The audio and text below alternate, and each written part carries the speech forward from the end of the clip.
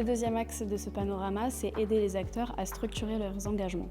Donc comment structurer son engagement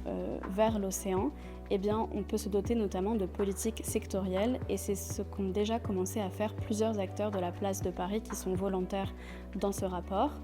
Les secteurs qui sont particulièrement regardés et où les acteurs vont commencer à se doter de politiques, eh bien, ce sont les secteurs des transports maritimes, de la pêche et de l'aquaculture, qui sont souvent d'ailleurs englobés au sein de politiques agricoles plus larges, mais également les secteurs, par exemple, de l'énergie. Dans ces politiques sectorielles, on peut trouver un processus d'engagement avec les clients et les entreprises les plus à risque,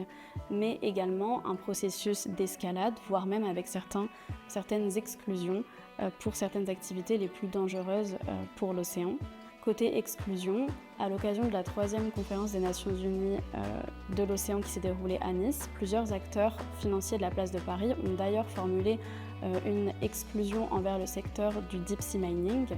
c'est-à-dire qu'ils ont annoncé l'exclusion des financements qui sont alloués aux activités d'exploitation minière des fonds marins.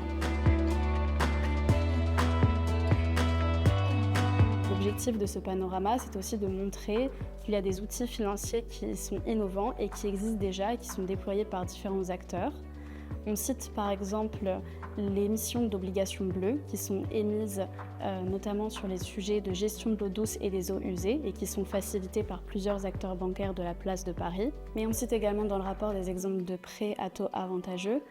par exemple qui sont déployés sur le territoire français pour aider les territoires à s'adapter face au risque de submersion marine en restaurant le trait de côte. On cite également dans le rapport d'autres exemples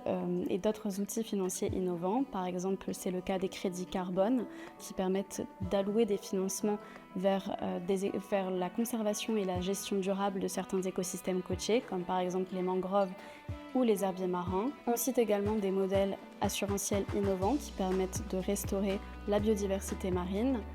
et également des exemples de fonds thématiques qui adressent les différents sujets de l'économie bleue, par exemple des fonds thématiques qui sont plutôt dédiés vers la transition des activités